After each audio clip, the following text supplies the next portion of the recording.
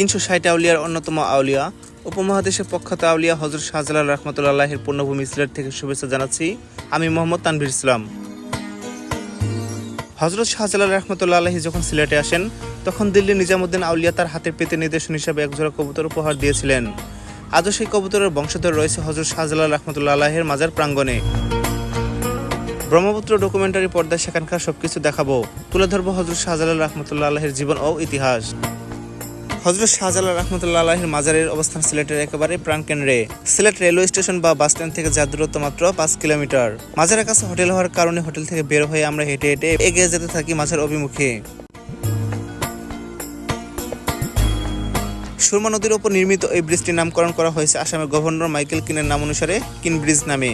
সেতুটি প্রথম নির্মিত হয়েছিল 1936 সালে। পরবর্তীতে 1971 সালে মহান মুক্তিযুদ্ধের সময় ক্ষতিগ্রস্ত হলে তা মেরামত করা হয়। এই সেতুর উপর দিয়ে প্রতিদিন হাজারো মানুষ যাতায়াত করে থাকে। একসময় বিভিন্ন যানবাহন চলাচল করলেও সেতুটি দুর্বল হয়ে যাওয়ার কারণে যানবাহন চলাচল বন্ধ করে দিয়েছে স্থানীয় প্রশাসন। ব্রিজ থেকে নামার পর দেখতে পেলাম সবুজ গাছপালার সেই চিরচেনার দৃশ্য। একটু সামনে যেতে শেষ হয়ে যায় সবুজ অরণ্য আর শুরু হয় পাথরের জীবন। হে দর্শক, এটাই সিলেট শহর। এভাবে এগিয়ে যেতে যেতে এখানকার মানুষের জনজীবন আর কর্মব্যস্ততা চোখে পড়ছিল। এই শহরের প্রতিটি রাস্তাঘাটে অলিতে গলিতে লুকিয়ে আছে কালের সাক্ষ্য, ইতিহাস আর সংস্কৃতির ছাপ। এসব ভাবতে ভাবতে আপনি যখন উপরের দিকে তাকাবেন তখন দেখতে পাবেন মস্ত বড় দালান আর পাথরে গড়া অট্টালিকা। তবে আপনার মন ভালো হয়ে যাবে শহরের পরিষ্কার পরিচ্ছন্নতা দেখে। ঝকঝকে তকতকে সুন্দর এই রাস্তা ধরে 10 মিনিটের পথ হাঁটতে হাঁটতে আমরা পৌঁছে যাই হযরত শাহজালাল রাহমাতুল্লাহির মাজার শরীফ গেটে। আশপাশে যে বিল্ডিংগুলো দেখা যাচ্ছে সবগুলো আবাসিক হোটেল। এখানে হোটেল রিসোর্ট সবই রয়েছে, একটি দুটি নয়, শত শত রিসোর্ট রয়েছে এখানে। হযরত শাহজালাল রাহমাতুল্লাহির মাজার শরীফ দেখার জন্য দেশের বিভিন্ন প্রান্ত থেকে কি পরিমাণ মানুষ আসে তা এখানকার হোটেলের চিত্রগুলো না দেখলে বোঝার উপায় নেই। পর্দায় বিশাল আকারে যে ফটকটি দেখতে পাচ্ছেন এটাই বাংলার মাটিতে শুয়ে থাকা আউলিয়াদের শিরোমণি হযরত শাহজালাল রাহমাতুল্লাহির দরগার প্রধান ফটক। এই মাজারকে কেন্দ্র করে গড়ে উঠেছে শত শত দোকান। এই দোকানগুলোতে বিক্রি হয় তসবিহ, জায়নামাজ, টুপি, আগরবাতি, গোলাপজল ও অন্যান্য খাদ্য সামগ্রী। তবে এখানে দোকানগুলোর মধ্যে ফুলের কোনো দোকান আমার চোখে পড়েনি। দিল্লির হযরত নিজামুদ্দিন আউলিয়ার মাজারের মতো এখানে ফুল ছিটিয়ে দেওয়া ও সিজদা দেওয়ার প্রচলন নেই। আশপাশে দেখার পর আমি যখন ভিতরে প্রবেশ করতে গেলাম তখন খেয়াল করলাম এখানে প্রধান ফটকের ডান পাশ দিয়ে প্রবেশ করতে হয়। আমাদের শেষ নবী হযরত মুহাম্মদ সাল্লাল্লাহু আলাইহি সাল্লাম রাস্তা সবসময় ডান পাশ দিয়ে চলাচল করতেন, অর্থাৎ ডান পাশ দিয়ে চলাচল করা সুন্নত, যা এখানে মানা হয়। শুরুতে প্রবেশ করার পর দেখতে পাবেন বিশাল একটি প্রাঙ্গণ। আপনি যদি প্রতি বৃহস্পতিবার অথবা শুক্রবার এখানে আসেন পা রাখার জায়গা পাবেন না, এত পরিমাণে ভিড় হয়। পর্দায় এখন যে ইমারতটি দেখতে পাচ্ছেন এটা এখানকার মসজিদ। আর মসজিদের পাশ দিয়ে চলে যাওয়া এই সোজা পথ গিয়ে ঠেকেছে হযরত শাহজালাল রাহমাতুল্লাহির ইবাদত খানায়, যেখানে তিনি তাহাজ্জুদের নামাজ আদায় করতেন। তার কবরটিও রয়েছে এখানে। তবে এই পুরো চত্বরে কোথায় কি আছে সেটা দেখানোর আগে তুলে ধরতে চাই হযরত শাহজালাল রাহমাতুল্লাহির জীবন ও ইতিহাস। হযরত শাহজালাল রাহমাতুল্লাহির জন্ম 1271 সালে বর্তমান তুরস্কের কুনিয়া নামক এলাকায়। তার পুরো নাম শাহ মোহাম্মদ জালাল উদ্দিন কুনিয়া বিন মুহাম্মদ। তার পিতা মোহাম্মদ বিন ইব্রাহিম কুরুশি। তিনি ইয়েমেনের আদজান দুর্গের আমির ছিলেন। একই সাথে তিনি ইয়েমেনের সুলতানের হাদিস শিক্ষকও ছিলেন। আর তার মা ছিলেন সৈয়দ হাসিনা ফাতিমা বিনতে জালাল উদ্দিন সুরখ বুখারী। পিতা এবং মাতার উভয় দিক থেকে তিনি হযরত মুহাম্মদ সাল্লাল্লাহু আলাইহি সাল্লামের নাতি হযরত ইমাম হুসাইন রাদিয়াল্লাহু আনহু তাআলার বংশধর ছিলেন। হ্যাঁ দর্শক, সিলেটের এই মাটিতে যিনি শুয়ে আছেন তিনি আমাদের প্রিয় নবী হযরত মুহাম্মদ সাল্লাল্লাহু আলাইহি সাল্লামের বংশের একটি শাখা।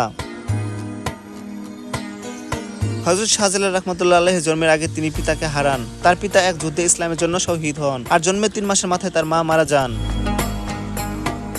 পিতামাতা হারানো শিশু জালালকে লালন পালনের পূর্ণ দায়িত্ব আসে মামা সৈয়দ আহমেদ কবিরের কাঁধে। আর এ কারণে হযরত শাহজালাল রাহমাতুল্লাহির বাল্যকাল কাটে মামার বাড়ি পবিত্র ভূমি মক্কায়।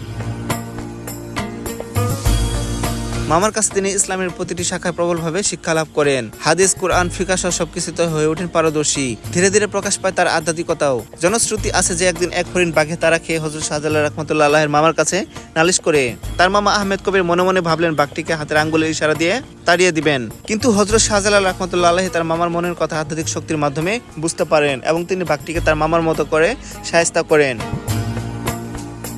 ওই ঘটনা দেখার পর তার মামা বলেন, তুমি কামিলিয়া হাসিল করেছ, আমার কাছ থেকে শিক্ষা নেওয়ার আর কোনো প্রয়োজন নেই, তুমি এখন ইসলাম প্রচারের জন্য বেরিয়ে পড়ো।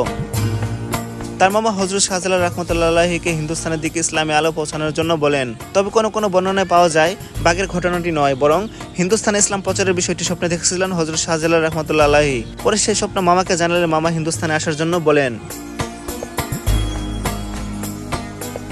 ওই সময় সিলেট অঞ্চল শাসন করতেন এক অত্যাচারী রাজা গৌরগোবিন্দ। হযরত শাহজালাল রাহমাতুল্লাহ আলাইহির মাজারের পাশে জেলা জজ ভবনে এই ফটকটি দেখতে পাচ্ছেন। এই রাস্তা ধরে কিছু দূর এগিয়ে গেলে আপনি পৌঁছে যাবেন রাজা গৌরগোবিন্দের রাজপ্রাসাদ চত্বরে। তবে সেখানে পৌঁছানোর মাত্রই এর মূল ফটকের সামনে আমাদের থামিয়ে দেওয়া হলো। অফ ক্যামেরা এখানকার প্রহরী আমাকে জানালেন এখানে যাওয়ার অনুমতি নেই। দর্শক মণ্ডলী, কেন রাজা গৌরগোবিন্দের প্রাসাদ পর্যন্ত যাওয়ার অনুমতি নেই এটা আমি একটু পরেই বলছি। পর্দা এখন যে গাছগাছালিতে ঠাসা এই টিলাটি দেখতে পাচ্ছেন, এর উপরে ছিল রাজপ্রাসাদ। সেখান থেকে রাজা গৌরগোবিন্দ তার রাজ্যের গরু জবাই করা নিষেধ করেছিলেন। ওই সময় খুব বেশি সংখ্যক মুসলিম পরিবার এই অঞ্চলে ছিল না। এখানকার মহল্লায় বাস করতেন বোরহান উদ্দিন নামে এক নিঃসন্তান মুসলিম ব্যক্তি। বোরহান উদ্দিনের বহু বছর পর যখন একটি সন্তান হয়, আকিকার জন্য গোপনে একটি গরু জবাই করেছিলেন। একটি কাক এক টুকরো মাংসমুখী নিয়ে সোজা গিয়ে রাজা গৌরগোবিন্দের রাজপ্রাসাদের সামনে ফেলে দেয়। ইসলামিক চিন্তাবিদদের ধারণা এই কাকটি কোনো সাধারণ কাক ছিল না, বরং ওটা কাকের বেশে ছিল শয়তান। শয়তানের মুখ থেকে পাওয়া সেই মাংসের টুকরো দেখে রাজা গৌরগোবিন্দ ধারণা করেছিলেন গরু জবাই করা হয়েছে তার রাজ্যে, এবং অভিযানের লোক পাঠানো হয়। বহু খোঁজাখুঁজির পর রাজার সৈন্যরা বোরহান উদ্দিনকে এই প্রাসাদ চত্বরে ধরে আনেন। রাজা গৌরগোবিন্দের নির্দেশে এই চত্বরে কোনো এক জায়গায় যে হাত দিয়ে গরু জবাই করেছিলেন সেই হাত কেটে ফেলা হয়। রাজা গৌরগোবিন্দের নির্দেশে হত্যা করা হয় বোরহান উদ্দিনের সেই নবজাতক শিশুটিকে। হৃদয় বিদারক এই ঘটনাটি উইকিপিডিয়া সহ হযরত শাহজালাল রাহমাতুল্লাহ আলাইহির জীবনের উপর যতগুলো বই লেখা হয়েছে সবগুলো বইতে এই ঘটনাটি রয়েছে। অথচ এতটা সমৃদ্ধ ইতিহাসে ঠাসা এই জায়গার প্রধান চত্বর অর্থাৎ যেখানে প্রাসাদ ছিল এখানে যাওয়ার অনুমতি নেই। এখানে বাস করেন জেলা জজ ও তার সরকারি কোয়ার্টার। এরপর সন্তান হত্যার বিচার চাইতে বোরহান উদ্দিন ছুটে যান বাংলার সুলতান ফিরোজ শাহের কাছে। সুলতান ফিরোজ শাহ বোরহান উদ্দিনের সব কথা শুনে নিজ ভাগ্নে সিকান্দার গাজীকে গৌরগোবিন্দের বিরুদ্ধে অভিযানে পাঠান। কিন্তু সিকান্দর গাজী তার বাহিনীকে নিয়ে ব্রহ্মপুত্রের পাড়ে উপস্থিত হন। তখন কালো জাদুতে পারদর্শী রাজা গৌরগোবিন্দ ও সুলতানের বাহিনীর ওপর অগ্নিবাণ নিক্ষেপ করেন। ফলে সিকান্দার গাজী ব্রহ্মপুত্র নদ পার হতে ব্যর্থ হন। তিনি দরবারে ফিরে এসে সুলতান ফিরোজ শাহের কাছে ঘটনাটি ব্যাখ্যা করেন। তখন সুলতান ফিরোজ শাহ বিষয়টি দিল্লির সুলতান আলাউদ্দিন খিলজিকে জানান। আলাউদ্দিন খিলজি ছিলেন হযরত নিজামুদ্দিন আউলিয়া রাহমাতুল্লাহ আলাইহির ভক্ত। তিনি বিষয়টি হযরত নিজামুদ্দিন আউলিয়া রাহমাতুল্লাহ আলাইহিকে জানালে তিনি বলেন সিলেটে এমন এক সৈন্য পাঠাতে হবে যার ঈমান ও আমল অনেক মজবুত। ওই সময় মক্কা থেকে ইরান এবং ইয়েমেন, আফগানিস্তান সফর শেষ করে 240 জন সুফি সাধককে সঙ্গে নিয়ে দিল্লিতে পা রাখেন হযরত শাহজালাল রাহমাতুল্লাহ আলাইহি। এ সময় হযরত নিজামুদ্দিন আউলিয়া তার এক শিষ্যের মাধ্যমে হযরত শাহজালাল রাহমাতুল্লাহ আলাইহিকে সালাম পাঠান। হযরত শাহজালাল রাহমাতুল্লাহ আলাইহি সালাম গ্রহণ করেন।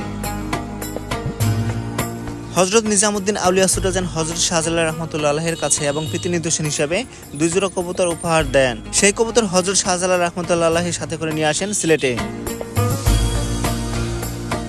শেখ বুরহান উদ্দিনের পুরো ঘটনাটি সুলতান আলাউদ্দিন জানতে পেরে তিনি হযরত শাহজালাল রাহমাতুল্লাহ আলাইহিকে সিলেট অভিযান পরিচালনা করার জন্য অনুরোধ করেন এবং সঙ্গে দেন সিপাহসালার প্রধান সৈয়দ নাসির উদ্দিনকে। সিলেট অভিযানের আগে দিল্লি, আজমির, বিহার ও বাংলাদেশের নানা প্রান্ত থেকে আরো 120 জন সুফি সাধক হযরত শাহজালাল রাহমাতুল্লাহ আলাইহির সঙ্গে যোগ দেন। অর্থাৎ 360 জন অলিয়া আউলিয়াকে নিয়ে তিনি সিলেট অভিযানে আসেন। 360 জন আউলিয়ার সঙ্গে এসেছিলেন বলেই সিলেটকে 360 আউলিয়ার পূর্ণভূমি বলা হয়। হযরত শাহজালাল রাহমাতুল্লাহ আলাইহি যখন সঙ্গী সাথীদের নিয়ে সিলেটের উদ্দেশ্যে যাত্রা শুরু করেন তখন এখানকার অত্যাচারী রাজা গৌরগোবিন্দের পূর্বের মতোই কালো জাদুর আশ্রয় নেন। সেদিন রাজা গৌরগোবিন্দ শুধুমাত্র নদীর পানি নয়, বরং কালো জাদু দিয়ে নষ্ট করেছিলেন কুশিয়ারা ও ব্রহ্মপুত্রের পানি, বন্ধ করে দিয়েছিলেন নৌ চলাচল। তবে হযরত শাহজালাল রাহমাতুল্লাহ আলাইহির সিলেট অভিযানে শুরুতে পার হতে হয়েছে ব্রহ্মপুত্র নদ। ব্রহ্মপুত্রের তীরে এসে তিনি আল কোরআনের আয়াত দিয়ে নষ্ট করেছিলেন রাজা গৌরগোবিন্দের কালো জাদু। হযরত শাহজালাল রাহমাতুল্লাহ আলাইহির ভক্ত অনুসারীরা বিশ্বাস করেন যে ওই দিন হযরত শাহজালাল রাহমাতুল্লাহ আলাইহি পাড়ি দিয়েছিলেন অলৌকিক ও কারামতির শক্তিতে।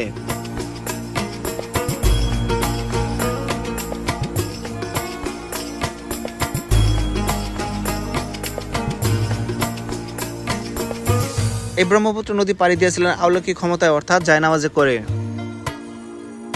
রাজা গৌরগোবিন্দের কানে হযরত শাহজালাল রাহমাতুল্লাহ আলাইহির ব্রহ্মপুত্র পার হওয়ার খবর পৌঁছায়। তখন তিনি এখানকার এই প্রাসাদ ছেড়ে পালিয়ে যান।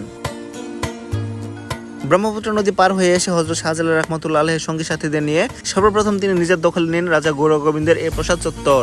প্রথমবারের মতো সিলেটের মাটিতে আজান দেন সিপাহসালার প্রধান সৈয়দ নাসিরউদ্দিন রাহমাতুল্লাহ আলাইহি। জনশ্রুতি আছে যে আজানের ধ্বনি যখন সিলেটের আকাশে বাতাসে প্রকম্পিত হচ্ছিল, ঠিক ওই সময় হযরত শাহজালাল রাহমাতুল্লাহ আলাইহির চোখের সামনে এখানকার একের পর এক রাজপ্রাসাদগুলো আপনি আপনি ভেঙে পড়ছিল।